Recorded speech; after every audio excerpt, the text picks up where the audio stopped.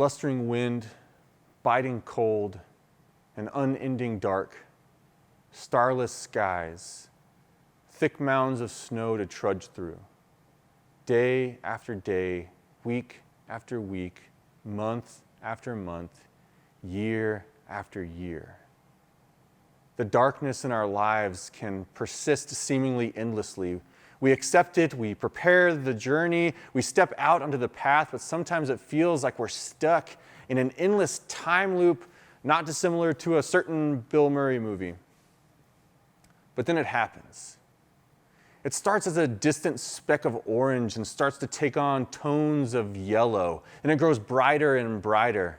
Even though it's still a distance off, you can already feel it inside your thick jacket. Warmth. You imagine the hearth roaring inside at the end of your journey. With each concluding step, you remember the pain that started your trek, the focused preparation that brought you this far, and each hard moment that you struggled through on the way. Step, step.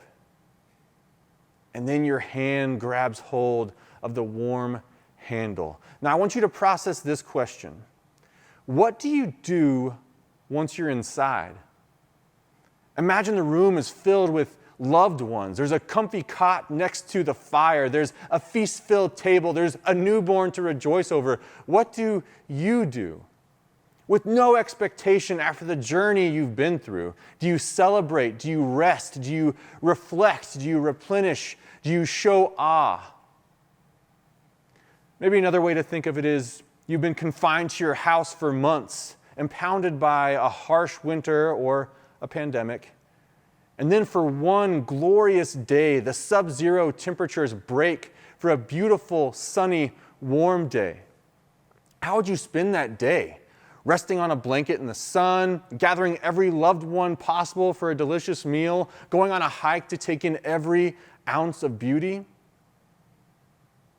How do you accept the invitation of the coming of Christ, the advent of the Messiah, Emmanuel, God finally with us?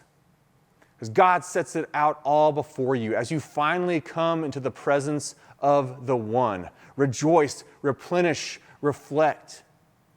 God invites you to each option with a smile as warm as that roaring hearth. And that is the gift of Advent. Advent reminds us that the world is harsh. But as we prepare and work towards the kingdom, God's embrace of celebration, rest, and rumination of God's goodness is waiting for us. And we receive the greater truth that Advent, the coming of God, and God's embrace was with us the whole time.